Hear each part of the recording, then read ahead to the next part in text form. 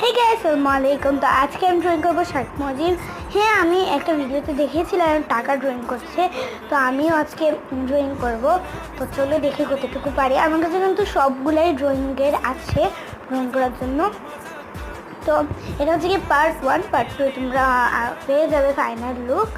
তো এবার আমি ড্রয়িং করতে লেগেছি, আর এটা শার্টের পেন নয়, তবুও এটা খুবই ভালো শার্টেল পেনের মতো।